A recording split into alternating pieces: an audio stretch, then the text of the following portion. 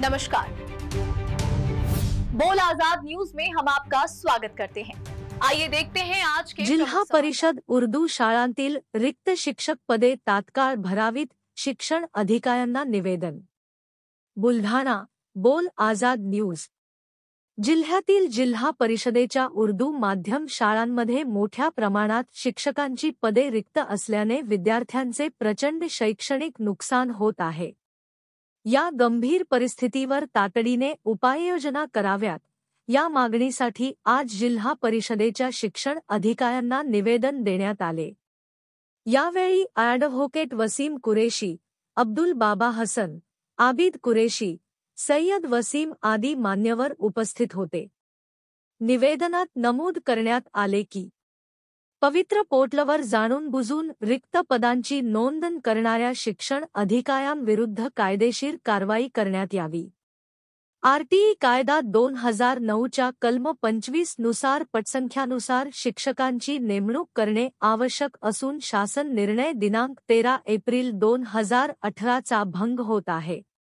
जिल्हाभरातील उर्दू शाळांमधील सर्व रिक्त पदे तात्काळ भरावीत। मान्यवरांनी प्रशासनाला इशारा दिला की 15 दिवसांच्या आत मागण्या मान्य झाल्यास लोकशाही मार्गाने जिल्हा परिषदेपुढे आंदोलन उभारले जाईल आणि त्याची संपूर्ण जबाबदारी प्रशासनावर राहील। यावेळी बोल आजाद न्यूजचे मुख्य संपादक आझाद पठाण यांनी ॲडव्होकेट वसीम कुरेशी यांची भेट घेऊन या मागणीबाबत त्यांची भूमिका जाणून घेतली।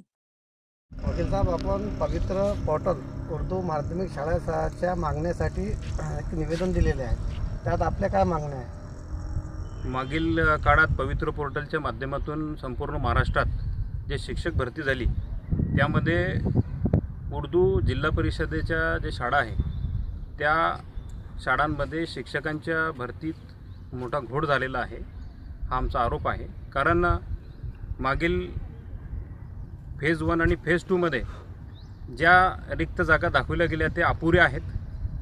खालील गट शिक्षण अधिकारीपासून तर शिक्षण अधिकारीपर्यंत त्यांनी आपले अहवाल व्यवस्थित अहवाल दिले गेले नाही आहे। कारण अजूनही प्रत्येक जिल्हा परिषदेच्या शाळांमध्ये भरपूर पदे रिक्त आहेत आणि शिक्षक अभावी क्वालिटी एज्युकेशन मुलांना मिळत नाही आहे। अल्पसंख्याकांवर हा मोठा अन्याय होत आहे। आमची मागणी अशी आहे की जे जागा रिक्त होती आणि जिची आवश्यकता होती शिक्षकांची त्या अहवाल पवित्र पोर्टलवर अपलोड न करणाऱ्यांवर कारवाई झाली पाहिजे।